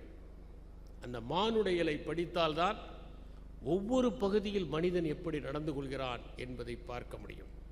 அவன் சடங்குகள் எப்படி இருக்கின்றன, அவனுடைய வாழ்க்கை எப்படி இருக்கிறது, அவனுடைய எதிர்பார்ப்பு எப்படி இருக்கிறது என்பதை அறிந்து கொள்ள முடியும். நீங்கள் மனிதனை பற்றி இன்னும் தெளிவாக புரிந்து கொள்ள வேண்டும் என்றால், அவன் வாழ்க்கையின் கூறுகளை பற்றி புரிந்து கொள்ள வேண்டும் என்றால் நிச்சயம் நீங்கள் ஆர்வம் உடையவர்களாக இருந்தால் தான் சில புத்தகங்களை வாசிக்க முடியும். உதாரணமாக ஜாரிட் டைமண்ட் என்பவர் எழுதுகிறார், மரணம் எப்படி உண்டாகிறது என்று. அவர் ஒரு கருத்தை சொல்லுகிறார். பெண்களுக்கு உடலியல் ரீதியாக எத்தனை விதமான மாற்றங்கள் ஏற்படுகின்றன என்பதை தெளிவுபடுத்துகிறார். ஒரு ஆணுக்கும் பெண்ணுக்கும் இருக்கிற வேறுபாடுகளை அவர் தெளிவுபடுத்துகிறார். ஒரு பெண் கடைக்கு ஒரு பொருள் வாங்க சென்றால் ஏன் அதிக நேரம் எடுத்துக்கொள்கிறார் என்பதற்கு ஒரு விளக்கம் இருக்கிறது. பெண்கள் பழங்களையும் காய்கறியும் காடுகளில் இருக்கிற போது பறித்து கொண்டு வந்தவர்கள். எனவே நல்ல பழமாக பார்த்துத்தான் அவர்கள் அதை பொறித்து கொண்டு வந்து சாப்பிட்டார்கள். ஆனால் ஆண்கள் வேட்டையாடுபவர்கள். வேட்டையாடுவது வேகம் தொடர்பானது, பழங்களை பறிப்பது என்பது மென்மை தொடர்பானது. இப்போது கூட நீங்கள் பார்க்கலாம், கடைக்கு சென்றால் பெண்கள் பார்த்து பார்த்து தக்காளி வாங்குவார்கள். ஒரு ஆண் கடையிலிருந்து திரும்பி வந்து வெண்டைக்காயை ஒடித்து கொண்டே வந்திருக்கிறான். நுனியை பார்த்தவர் கேட்டிருக்கிறார், என்ன வழியில் வெண்டைக்காய் நுனியை ஒடிக்கிறாய் என்று. என்ன செய்வது, ஒடிக்காமல் வாங்கி கொண்டு போனால் வீட்டில் திட்டுகிறார்கள், கடையில் ஒடித்தால் கடைக்காரர் திட்டுகிறார், எனவே வழியில் ஒடிக்கிறேன் என்று. இப்படி வழியில் ஒடிக்கிற ஆசாமிகள் இருக்கிறார்கள். ஆனால் பெண்கள் பார்த்து பார்த்து வாங்குவதற்கு காரணம் அவருடைய பரிணாம வளர்ச்சி என்கிற தத்துவத்தை அவர் சொல்லுகிறார். தலைமை பண்புகளை அவர் ஆராய்ந்து என்ன விளக்கம் என்பதை நமக்கு தெளிவுபடுத்துகிறார். புருவத்தை பற்றி, விழிகளை பற்றி, மூக்கை பற்றி, ஆண்களுடைய மூக்கு ஏன் இப்படி இருக்கிறது, பெண்களுடைய மூக்கு எப்படி இருக்கிறது, ஏன் பெண்களுக்கு நீளமான கூந்தல் ஆண்களுக்கு இல்லை என்கிற அத்தனை விவரங்களையும் நீங்கள் ஆர்வத்தின் காரணமாக படித்துக் கொள்ள விரும்பினால் நிச்சயமாக நீங்கள் அவசியம் டெஸ்மண்ட் மாரிஸை படிக்க வேண்டும். ஜாரிட் டைமண்டை பற்றி நீங்கள் படித்தால் மனித வாழ்க்கையின் பல்வேறு பரிமாணங்களை அவருடைய rise and fall of the chimpanzee என்கிற புத்தகத்தில் தெரிந்து கொள்ள முடியும். மனித குலத்தின் வரலாறு என்பதை யுவல் நோவா ஹராரி என்பவர் எழுதியிருக்கிறார். அவர் எழுதுகிற போது ஒன்று சொல்லுகிறார், மனித இனம் எப்படியெல்லாம் பரிணாம வளர்ச்சியை பெற்றது என்பதையும், காடுகளில் வாழ்ந்தபோது மனிதன் எவ்வளவு உறுதியாக இருந்தான், விவசாயம் செய்ய ஆரம்பித்த போது ஒரு சிலர் விவசாயம் செய்ய, பலர் உட்கார்ந்து தின்ன, எப்படி மேட்டுக்குடியினர் விவசாயத்தினால் உருவானார்கள் என்பதை பற்றி அவர் தெளிவுபடுத்துகிறார். இப்படி ஆர்வத்தின் காரணமாக நீங்கள் படிக்க வேண்டிய புத்தகத்தை படித்தால் இந்த உலகம் பல்வேறு சென்னல்களையும் கதவுகளையும் உங்களுக்காக திறந்து திறந்து பல அற்புதமான காட்சிகளை உங்களுக்கு காட்டும். அடுத்தது தகவல் பரிமாற்றத்திற்காக. நான் நன்றாக ஆங்கிலம் பேச வேண்டும் என்று சிலர் என்னை வந்து கேட்கிறார்கள். பயிற்சி வகுப்புகளில் சேர்வதால் ஆங்கிலம் வந்து விடுவதில்லை, படிப்பதால் வர வேண்டியது. நாவல்களை படியுங்கள், அதில் தான் உரையாடல்கள் இருக்கும். கதைகளை படியுங்கள், சிறுகதைகளை படியுங்கள், ஷேக்ஸ்பியருடைய நாடகங்களை படியுங்கள், மார்லோவருடைய அற்புதமான நாடகங்களை படியுங்கள். சொற்களை கற்றுக்கொள்வீர்கள். தகவல் பரிமாற்றம் என்பதற்காகவே நீங்கள் படிப்பதில் அக்கறை செலுத்தி படிக்கிற புதிய சொற்களை கற்றுக்கொள்ளுங்கள். நீங்கள் நாவல்களை படிக்கிற போதும், சிறுகதைகளை படிக்கிற போதும், கவிதைகளை படிக்கிற போதும் எடுத்தவுடன் நீங்கள் நன்றாக ஆங்கிலம் பேசிவிட முடியாது. ஆனால் படித்துக்கொண்டே இருக்கிற போது நீங்கள் படிப்பவையெல்லாம் மழை பெய்கிற போது நிலத்திற்கடியிலே போய் சேகரித்துக் கொள்கின்ற நிலத்தடி நீர் போல உங்களுடைய ஆழ்மனத்திலே சேர்ந்து கொள்ளும்.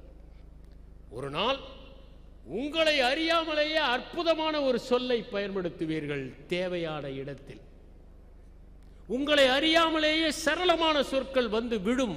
அதற்காக நீங்கள் படிக்க வேண்டும். நீங்கள் நான் ஆங்கிலத்தை நீங்கள் வாசித்து படிக்க வேண்டும் என்று சொல்வது அது உன்னதமான மொழி என்பதற்காக அல்ல, உலக தொடர்பு மொழி என்பதற்காகத்தான். அதனால் நீங்கள் அதை கற்றுக்கொள்ள வேண்டும். இன்று நோபல் பரிசு பெறுகிற நூல்கள் கூட முதலில் ஆங்கிலத்தில் வருகின்றன. பிறகுதான் அதிலிருந்து நாம் தமிழிலே மொழிபெயர்க்கின்றோம். எந்த தகவல்களை வேண்டுமானால் பெறுவதற்கு ஆங்கிலம் வசதியாக இருக்கிறது. பல்நாட்டு நிறுவனங்களில் பணிபுரிய வாய்ப்பு கிடைத்தாலும் அல்லது வெளிநாடுகளிலே சென்று வேலை செய்கிற வாய்ப்பு கிடைத்தாலும் ஆங்கிலம் சரளமாக பேச முடியவில்லை என்பதற்காக தாழ்வு மனப்பான்மையை நீங்கள் வளர்த்துக் கொள்ளக்கூடாது. அண்மையிலே ஒரு பன்னாட்டு நிறுவனத்திற்கு நான் பேசுவதற்காக சென்றிருந்தேன். அங்கே ஒருவர் என்னை சந்தித்து என்னிடம் சொன்னது, எனக்கு ஆங்கிலம் சரியாக பேச வரவில்லை, அதனால் இங்கே இருப்பவர்களெல்லாம் என்னை மட்டமாக நடத்துகிறார்கள், இந்த இடத்தை விட்டு ஓடிவிடலாம் போல தோன்றுகிறது, நான் என்ன செய்வது என்று கேட்டார். நான் சொன்னேன், 100 நாட்களில் உங்களுடைய ஆங்கிலத்தை நீங்கள் மேம்படுத்திக் கொள்ள முடியும், கவலைப்படாதீர்களே என்று நம்பிக்கை அவருக்கு சொன்னேன். என்னை வந்து சந்திப்பதாகவும் சொல்லியிருக்கிறார். தகவல் பரிமாற்றத்திற்காக படிக்கிற நூல்களை நீங்கள் படிக்கிற போதுதான் நீங்கள் பேசுவதற்கான தன்னம்பிக்கை மேம்படும். அடுத்ததாக நீங்கள் பழகுவதற்காக படிப்பது. பழகுவதற்காக படிப்பது என்றால் அடுத்தவர்களுடைய உடல் மொழிகளை நீங்கள் தெரிந்து கொள்ள வேண்டும். ஒருவர் கை குலுக்குகிற போது கூட அவருடைய பண்பை தெரிந்து கொள்ளலாம். சில பேர் கழுவுகிற மீன் நழுவுகிற மீன் போல கை கொடுப்பார்கள், அவர்களை நம்பக்கூடாது. சில பேர் கருவாட்டு கை குலுக்கு, அதில் உயிரே இருக்காது, அவர்களிடம் வர்த்தகம் பேச முடியாது. சில பேர் இரும்பு பிடியாக பிடிப்பார்கள், அவரிடம் வைத்துக் கொள்ளாதீர்கள். சில பேர் கையை மேலே வைத்து நான் உன்னை விட மேலானவன் என்று கை கொடுக்க வருவார்கள், அவர்கள் கையை தோசை திருப்புவதைப் போல திருப்புங்கள்.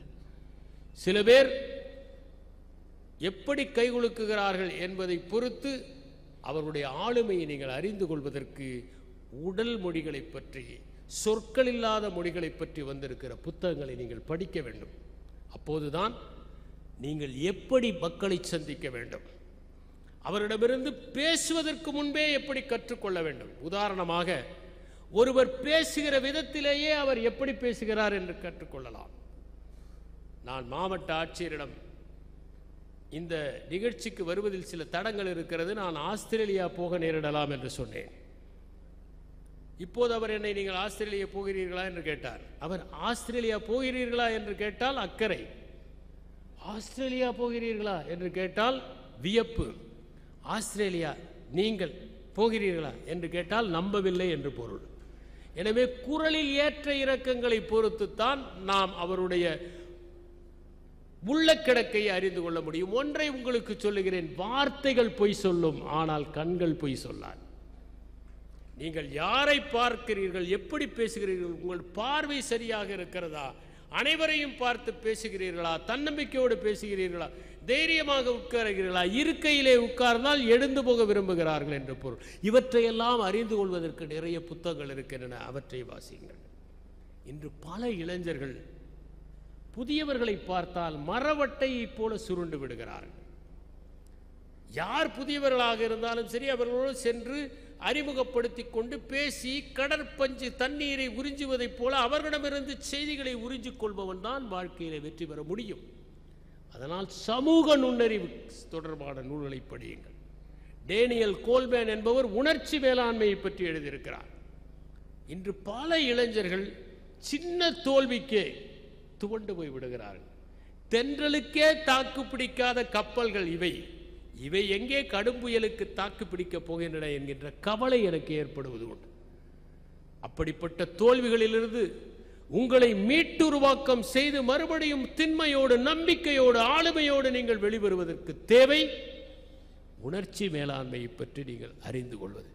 அதை அவசியம் படிங்கள். இவையெல்லாம் பழகுவதற்காக நீங்கள் படிக்க வேண்டிய நூல்கள்.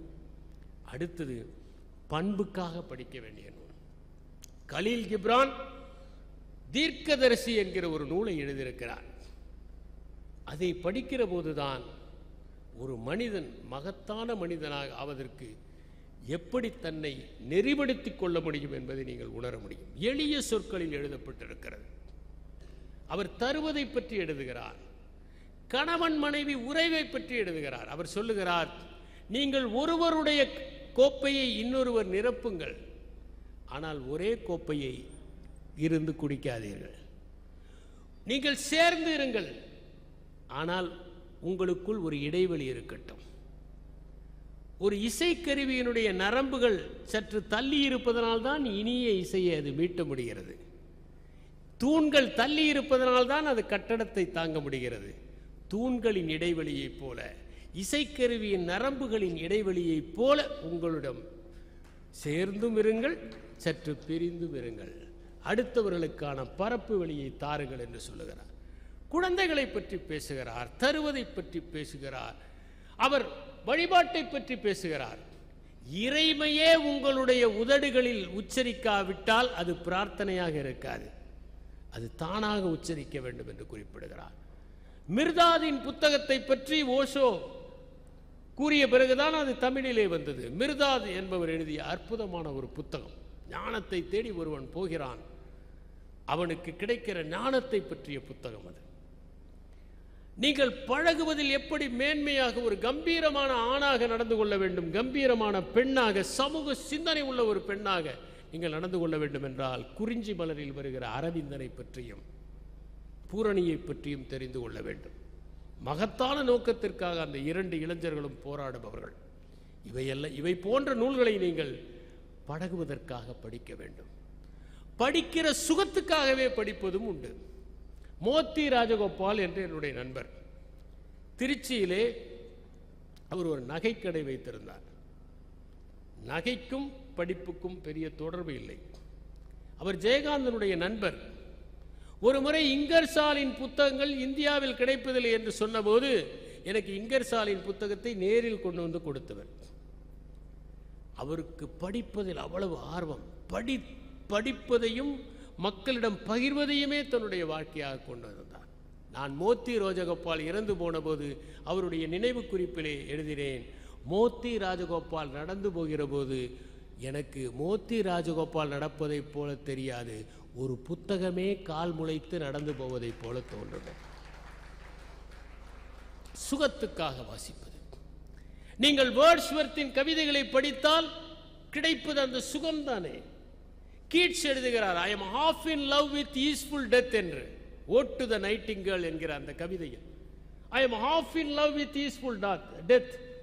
அதை வாசிக்கிற போது ஏற்படுவது சுகம்தானே. நீங்கள் பாரதியார் எழுதிய கண்ணன் பாட்டுகளை படிக்கிற போதும் உங்களுக்கு தோன்றுவது சுகம்தானே, அந்த சுகம்தானே. அகநானூற்றை படித்து பாருங்கள். ஒவ்வொரு கவிதையை படிக்கிற போதும் அந்த அழகுணர்வு ஏற்படுவதில்லையா? கண் முன்னால் விரிவதில்லையா? காட்சிகள் தெரிவதில்லையா? பாரதிதாசனுடைய அழகின் சிரிப்பை படிக்கிற போது நாம் ஒரு இயற்கை காட்சிக்குள் நுழைவதைப் போல நமக்கு தோன்றுவதில்லையா? ஒரு அழகான சித்திரத்திற்குள் நாமே நுழைந்து போவதைப் போன்ற எண்ணம் ஏற்படுவதில்லையா? இவைதான் வாசிக்கிற சுகத்துக்காகவே வாசிப்பது. நலவெண்பாவின் வெண்பாக்களை படிக்கிற போது அந்த இயற்கை காட்சிகள் எல்லாம் இன்னும் இருக்கின்றனவா என்று தோன்றும். அப்படி வர்ணனைகள் வரும். அந்த அன்னம் வருவதை, தமயந்தி வருவதை அவ்வளவு அழகாக சித்தரித்திருப்பார். தமயந்தியை பற்றி சொல்கிறார், நாற்குடமே நாற்படையா, ஐம்புலனே நல்லமைச்சாய், ஆர்க்கும் முரசே அணிசிலம்பாய், வாழ்படையும் வேட்படையும் கண்ணாய், மதிவதன குடைக்கீழ் ஆளுமே பெண்மையரசு என்று குறிப்பிடுகிறார். இங்கே வந்திருக்கிற எல்லோருமே இந்த புத்தக கண்காட்சிக்குள் முறையாக படித்தால் நீங்கள் விவசாயியாக திரும்பி போவீர்கள். எப்படி என்றால் 11 கீழ்கணக்கு நூல் ஒன்று சொல்லுகிறது, இன்சொல் விளை நிலமா ஈதலே வித்தாக வன்சொற் களை கொட்டு வாய்மை எருவட்டி அன்பு நீர் பாய்ச்சி அறக்கதிர் ஈன்றதோர் பைங்கூழ் சிறுகாலை செய். அப்படி பைங்கூழ் சிறுகாலை செய்கிற விவசாயிகளாக ஆகும். அழகுணர்வை அள்ளித்தருகிற புத்தகங்களை படிக்கிற போது நம்மை அறியாமல் நாம் ஒரு சுகத்தை அனுபவிக்கிறோம். நாம் ஏகாந்தமாக அமர்ந்திருக்கிற நேரத்தில் இது போன்ற புத்தகங்களை படிக்கிற போது நம்மை தென்றல் வந்து வருடுவதைப் போல, மயிலிறகால் யாரோ வருடுவதைப் போன்ற உணர்வுகள் நமக்கு ஏற்படுகிறது. அதுதான் சுகத்துக்காக படிப்பது. அடுத்தது இதயத்துக்காக படிப்பது. ஞானாலயா கிருஷ்ணமூர்த்தி என்கிற ஒருவர் இருக்கிறார். அவர் அவ்வளவு புத்தகங்களை வைத்திருக்கிறார். புத்தகங்களை நேசித்து நேசித்து வைத்திருக்கிறார். அபரிமிதமான புத்தக தொகுப்பு. ஆர்வலர்கள் எல்லாம் அங்கே போய் அதிசயிக்கிறார்கள். காரணம், புத்தகம் என்பது அவரை பொறுத்தவரை இன்னொரு இதயமாக இருக்கிறது. நந்தவனத்தில் ஓர் ஆண்டி என்கிற கதையை ஜெயகாந்தன் எழுதியிருப்பார். நந்தவனத்திலே ஒரு மயான தொழிலாளி. அவர் ஏதாவது பிணம் வந்தால்தான் பணம் கிடைக்கும். பிணத்துக்கும் பணத்துக்கும் தொடர்பு உண்டு. ஆனால் பணத்துக்காக அவர் பிணமாக அலைபவர் அல்ல. ஏதாவது பிணம் வந்தால் இன்று வயிற்றுப்பாட்டுக்கு பணம் கிடைத்தது என்று மகிழ்ச்சியாக அவர் கூத்தாடிக்கொண்டே, நந்தவனத்தில் ஓர் ஆண்டி 4வது மாதமாக குயவனை வேண்டி கொண்டு வந்தான் ஒரு தோண்டி, அதை கூத்தாடி கூத்தாடி போட்டு உடைத்தாண்டி என்று பாடிக்கொண்டே அந்த குழியை வெட்டி அந்த பிணத்தை புதைப்பான். இவன் இப்படி சிரித்து கொண்டே பாடிக்கொண்டே புதைக்கிறானே என்று எல்லோருக்கும் எரிச்சல். ஏனென்றால் அவர்களோ வேதனையில் இருக்கிறார்கள். இவன் விளையாட்டாக இருக்கிறானே என்று தோன்றும். அவனுக்கு திருமணமானது, ஒரு குழந்தை உண்டானது. அவனுக்கு அவ்வளவு மகிழ்ச்சி. அந்த குழந்தை எடுத்துக்கொண்டு அவன் கொஞ்சி மகிழ்கிறான். ஒரு நாள் அந்த குழந்தை இறந்து விடுகிறது. அந்த குழந்தையும் அதே மயானத்தில் அவன் புதைக்க வேண்டியதாக இருக்கிறது. அழுது கொண்டே அதை புதைக்கிறான். அப்போதுதான் அவனுக்கு சாவின் வழி தெரிகிறது. அதற்கு பிறகு எந்த பிணம் வந்தாலும் அழுது கொண்டே அந்த பிணத்தை அவன் புதைப்பான். வருகிறவர்கள் எல்லாம் சொன்னார்கள், இப்போதும் அவன் ஒரு மாதிரி என்று. இதுதான் உலகம். கருணையையும் அப்படித்தான் உலகம் கருதும், கனிவையும் அப்படித்தான் கருதும். ஆனால் அதை பற்றி நாம் கவலைப்படக்கூடாது என்பதைத்தான் நந்தவனத்தில் ஓர் ஆண்டி கதை. அதைப் போல இதயத்திற்காக வாசிப்பது என்றால் மாப்பசான் எழுதிய சிறுகதைகள். அவர் எழுதிய ஒரு கதை போல் டி சஃப் என்பது, பட்டர் பால் என்று. பிரஷ்யாவிற்கும் பிரான்சுக்கும் ஒரு சண்டை. பிரஷ்யா பிரெஞ்சு பிரதேசத்தை ஆக்கிரமித்துக் கொண்டே வருகிறது. ஒரு கும்பல் அங்கிருந்து தப்பி போக விரும்புகிறார்கள். அதிலே ஒரு பெண், அவள் பெயரை பட்டர்பால் என்பார்கள். சற்று நடத்தை குறைவானவள். எல்லோரும் அந்த குதிரை வண்டியிலே ஏறுகிறார்கள். குதிரை வண்டி போகிறது, மெதுவாக செல்கிறது. பசி எடுக்கிறது. ஆனால் எங்கும் கடைகள் இல்லை. போர்க்காலத்தில் எங்கே கடை இருக்கும்? எல்லோருக்கும் பசிக்கிறது. ஆனால் இவள் மட்டும் நிறைய உணவு கொண்டு வந்திருக்கிறாள். எல்லோருக்கும் கொடுக்கிறாள். முதலில் அவளிடம் பேசாமல், இவள் நடத்தை குறைவானவள் என்று ஒதுங்கி இருந்தவர்கள் எல்லாம் உணவை மட்டும் வாங்கி சாப்பிடுகிறாள். இதுதான் உலகம். அதனால்தான் ஔவையார் பாடினார், மானம் குலம் கல்வி வன்மை அறிவுடைமை தானம் தவம் தளர்ச்சி உயர்ச்சி தாளாண்மை தேனின் கசிவந்த சொல்லியர் மேல் காமுறுதல் 10 பசி வந்திட பறந்துவோம் என்று. அவர்களுக்கு பசியினால் எல்லாம் மறந்து போய்விட்டது. அவள் கொடுத்த சுவையான உணவை சாப்பிடுகிறார்கள். இருட்டுகிறது. ஓரிடத்திலே ஒரு பிரஷ்யாவை சேர்ந்த அதிகாரி நிறுத்தி விடுகிறான். அவர்களை ஒரு இடத்திலே தங்க வைக்கிறார்கள். அந்த அதிகாரிக்கு அந்த பெண் மீது ஒரு கண். அவளை எப்படியாவது இணங்க வைக்க வேண்டும் என்று வற்புறுத்துகிறான். நீ இணங்கினால் நாங்கள் உங்களை எல்லாம் விட்டு விடுகிறோம். அவள் மாட்டேன் என்று சொல்லுகிறாள். எல்லோரும் அவள் பக்கம் நிற்கிறார்கள். ஆனால் 2-3 நாட்கள் ஆன பிறகு அவர்களே ஒத்துக்கொள்ள சொல்கிறார்கள். அத்தனை பேரை காப்பாற்றுவதற்காக அவர் ஒத்துக்கொள்ளுகிறார். பிறகு வண்டி நகர்கிறது. எல்லோரும் உணவோடு இருக்கிறார்கள். அவளை கீழ்த்தரமாக பார்த்து ஒருவரும் அவளுக்கு உணவு கொடுக்கவில்லை. அழுது கொண்டே அவள் பயணம் செய்கிறாள் என்பதுதான் மாப்பசான் எழுதிய அந்த அற்புதமான கதை. முல்க்ராஜ் ஆனந்த் ஒரு கதை எழுதியிருப்பார். ஒரு குழந்தை, ஏழை குழந்தை, பெற்றோர் கண்காட்சிக்கு அழைத்து செல்கிறார்கள். அந்த பொருட்காட்சியில் அந்த குழந்தை பார்க்கிறது, பஞ்சு மிட்டாய் விற்கிறவரை பார்த்ததும் எனக்கு பஞ்சு மிட்டாய் வேணும் என்கிறது. அப்புறம் வாங்கி கொள்ளலாம் என்கிறார்கள். கையிலே பணம் இல்லை. ஐஸ்கிரீம் விற்கிறவர்களை பார்த்து எனக்கு ஐஸ்கிரீம் வேண்டும், அப்புறம் வாங்கிக் கொள்ளலாம் என்கிறார்கள். பாம்பாட்டி ஒருவர் அங்கே வேடிக்கை காண்பிக்கிறார். அதை பார்க்க போகலாம், அதற்கு கட்டணம் உண்டு, பிறகு போகலாம் என்று. இப்படி அப்புறம் அப்புறம் என்று சொல்லிக்கொண்டே வருகிறார்கள். கூட்டத்தின் நடுவிலே குழந்தையை தவற விட்டு விடுகிறார்கள். குழந்தை அழுகிறது. அப்போது அந்த வழியே ஒருவர் வருகிறார், இரக்கம் உள்ளவர். அவர் அந்த குழந்தையை எடுக்கிறார். குழந்தை அழுகையை முதலில் நிறுத்த வேண்டுமே, அப்போதுதானே அது சொல்லும். அதனால், உனக்கு ஐஸ்கிரீம் வாங்கி தரட்டுமா? வேண்டாம், அப்பா அம்மா தான் வேணும். பஞ்சு மிட்டாய் வாங்கி தரட்டுமா? வேண்டாம், அப்பா அம்மா தான் வேண்டும். அப்பா அம்மா இருந்தால்தான் ஐஸ்கிரீம் வேண்டும். அப்பா அம்மாவிற்கு மாற்றாக ஐஸ்கிரீமோ பஞ்சு மிட்டாயோ தேவையில்லை. இதுதான் முல்க்ராஜ் ஆனந்த் எழுதிய கதை. இப்படி இதயத்திற்காக வாசிக்கிற கதைகள் இருக்கின்றன, மூளைக்காக வாசிக்கிற கதை புத்தகங்கள்.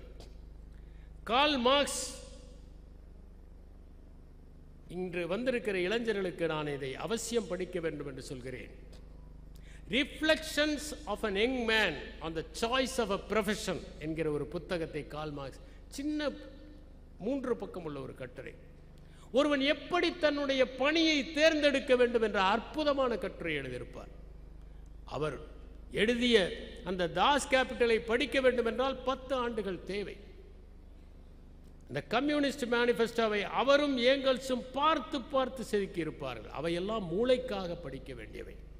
பொருளாதாரம் தொடர்பாக ஹெகல்ஸ் எழுதியதோ ஆடம் ஸ்மித் எழுதியதையோ நீங்கள் படிக்க வேண்டும் என்று ஆசைப்பட்டால் மூளையை நீங்கள் கசக்கித்தான் படிக்க வேண்டியதாக இருக்கும்.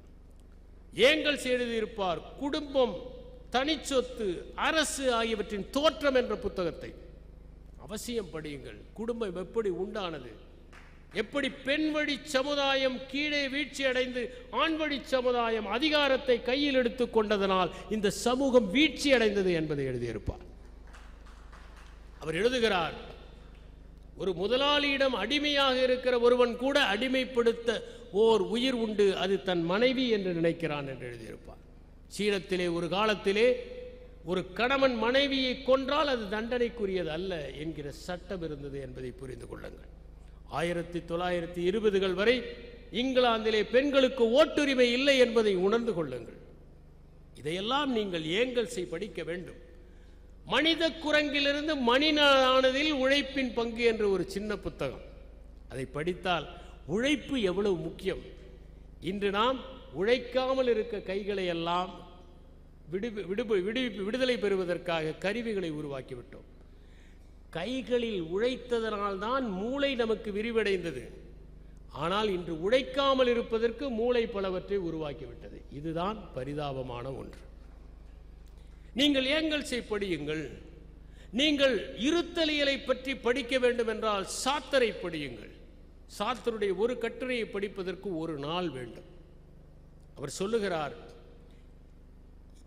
Existence doesn't depend on existence is different from essence என்கிறார். இன்று இயற்கை சீரழிவதற்கு காரணமே இதை புரிந்து கொள்ளாததனால்தான். ஒரு மரத்தை பார்த்த உடனே நாம் அதை மரச்சாமானாக நினைக்கிறோம். ஒரு உயிரை பார்த்ததுமே அதை மாமிசமாக நினைக்கிறோம். சாத்தர் சொல்கிறார், அதற்கென்று ஒரு போக்கு இருக்கிறது, அதற்கென்று ஒரு வாழ்க்கை இருக்கிறது. அதனால் நீ சாரத்தை வைத்து அதன் இருத்தலை மதிப்பிடாதே என்று சொல்லுகிறார். நாம் பல பேரை பார்க்கிறோம். நீங்கள் யார் என்று கேட்டால், நான் பேராசிரியராக இருக்கிறேன், நான் அலுவலராக இருக்கிறேன், நான் அதிகாரியாக இருக்கிறேன். நீங்கள் அதிகாரி மட்டும்தானா? நீங்கள் ஒரு பாசமுள்ள தந்தை இல்லையா? நீங்கள் பொறுப்புள்ள கணவன் இல்லையா? நீங்கள் அறிவுள்ள மகன் இல்லையா? சமூகத்தின் மீது அக்கறை கொண்ட ஒரு சக பயணி அல்லவா? உங்களை ஏன் ஒரு பதவிக்குள் திணித்துக் கொள்ளுகிறீர்கள்? அதைத்தான் சார்த்தர் சொன்னார், எ வெயிட்டர் இஸ் நாட் வெயிட்டர். அதனால் சார்த்தரை படியுங்கள், கேமோவை படியுங்கள், நீட்சே எழுதியிருக்கிறார் தஸ்பெக் ஜாரதுஸ்ட்ரா என்று அதை படியுங்கள். இவையெல்லாம் மூளைக்காக படிக்க வேண்டியவை. டார்வினுடைய ஆரிஜின் ஆஃப் ஸ்பீசிஸை படியுங்கள். டார்வின் எழுதிய அற்புதமான அந்த புத்தகம் என்று விற்பனைக்கு வந்ததோ அந்த நாளிலேயே மொத்த பிரதியும் அந்த காலத்திலே விற்று தீர்ந்தது. அப்பேற்பட்ட ஒரு புத்தகம். நீங்கள் ஃப்ராய்டினுடைய மன இயலை பற்றி படியுங்கள், டிஎஸ் எலியட்டினுடைய கவிதைகளை படியுங்கள், டபிள்யூபி எட்ஸினுடைய கவிதைகளை படியுங்கள். இவையெல்லாம் மூளைக்காக படிக்க வேண்டிய புத்தகங்கள். இவற்றையெல்லாம் வாசிக்கிற போது உங்கள் மூளை இன்னும் புதிய புதிய நரம்பணுக்களை உற்பத்தி செய்யும். கடைசியாக விடுதலைக்காக வாசிக்க வேண்டியது. தாமஸ் பெயின் என்கிற ஒருவர் இருந்தார். அந்த தாமஸ் பெயின் தான் இங்கிலாந்திலே பிறந்திருந்தாலும், இங்கிலாந்து அமெரிக்காவை அடிமைப்படுத்தி இருந்தாலும், அந்த அமெரிக்கா இங்கிலாந்திடமிருந்து விடுதலை பெற வேண்டும். எந்த நாடு சுதந்திரம் இல்லாமல் இருக்கிறதோ அந்த நாடு என்னுடைய நாடு என்று சொன்னார். அந்த தாமஸ் பெயின் எழுதிய புத்தகம்தான் காமன் சென்ஸ். பிரெஞ்சு நாட்டிலே புரட்சி வேண்டும், அங்கே அக்கிரமங்கள் நடக்கின்றன என்பதற்காக அவர் எழுதுவதுதான் பிரெஞ்சு கிரைசிஸ், அமெரிக்கன் கிரைசிஸ் போன்ற பல புத்தகங்களை எழுதி அந்த சிப்பாய்களிடம் போராட்ட உணர்வை தூண்டிய மிகப்பெரிய பங்களிப்பை தந்தவர் தாமஸ் பெயின். அவரை புகழ்ந்து பேசியவர் இங்கர்சால். இங்கர்சாலுடைய புத்தகங்களை படித்தால் மானுட விடுதலை பற்றி நாம் சிந்திப்போம். கடவுள் மீது நான் பிரமாணம் செய்து கொள்ளுகிறேன் என்று நான் சொல்ல மாட்டேன், எனக்கு கடவுள் நம்பிக்கை இல்லை, என் மனச்சான்றின்படி உறுதியேற்கிறேன் என்று பாராளுமன்ற உறுப்பினராக தேர்ந்தெடுக்கப்பட்ட போது முழங்கியவர் சார்ல்ஸ் பிராட்லா. அதற்கு இங்கிலாந்திலே விதி இல்லை. அவரை தூக்கி பாராளுமன்றத்திற்கு வெளியே எறிந்தார்கள். 6 முறை அந்த மக்கள் அவரை தேர்ந்தெடுத்தார்கள், திரும்ப திரும்ப. அதற்கு பிறகு இங்கிலாந்து சட்டம் கொண்டு வந்தது, solemnly affirm என்று சொன்னால் நாம் ஏற்றுக்கொள்ளலாம் என்று சட்ட திருத்தம் கொண்டு வந்தது. அந்த சார்ல்ஸ் பிராட்லா இறந்தபோது மகாத்மா காந்தி இறுதி ஊர்வலத்தில் கலந்து கொண்டார். அதுதான் அவருடைய சிறப்பு. இப்படி மகத்தான மனிதர்கள். பாரதியாருடைய கவிதைகளை படித்தால், இதந்தரு மனையின் நீங்கி இடர்மிகு சிறைப்பட்டாலும், விதந்தரு கோடி இன்னல் விளைந்தனை அழித்திட்டாலும், பதந்தரு இரண்டும் மாறி பழிமிக சேர்வுற்றாலும், சுதந்திர தேவி நினை தொழுதிடல் மறக்கிலேன என்ற பாடலை படிக்கிற போது நமக்கு நாட்டுப்பற்று வரவில்லையா? பாரதிதாசனுடைய பாடல்களை எல்லாம் படிக்கிற போது, கொலை வாளினை எடுடா வெகு கொடியோர் செயல் அறவே என்று படிக்கிற போது நமக்கு மொழிப்பற்று வரவில்லையா? நாம் இவற்றையெல்லாம் வாசிக்கிற போதுதான் இந்த உணர்வுகளை மீட்டெடுக்கிறோம். என்னரும் தமிழ்நாட்டின் கண் எல்லோரும் கல்வி கற்று பன்னரும் கலைஞானத்தால் பராக்கிரமத்தால் அன்பால் உன்னத ஞானமேதி, அதையெல்லாம் படிக்கிற போதுதானே நமக்குள் உற்சாகம் கொப்பளிக்கிறது. எனவே இப்படி வாசிப்பதற்கு தேவைப்படுகிற நூல்களை தேர்ந்தெடுத்து படியுங்கள். ஆண்டுகள் ஓடிவிடும், ஆயுள் சிறிதளவுதான். வாசிக்க வேண்டியவை நிறைய இருக்கின்றன. பார்த்து பார்த்து வாசியுங்கள். ஒவ்வொரு வாசிப்பிலும் உங்களை மேன்மைப்படுத்திக் கொள்ளுங்கள். இந்த புத்தக திருவிழாவை முழுமையாக பயன்படுத்தி கொள்ளுங்கள். உங்கள் ஒவ்வொரு புத்தகத்திலிருந்தும் நீங்கள் என்ன கற்றுக்கொள்ளுகிறீர்கள் என்று குறிப்பெடுத்து படியுங்கள். அப்போது உங்கள் வாழ்க்கை மகோன்னதமானதாக அமையும் என்று கூறி விடைபெறுகிறேன்.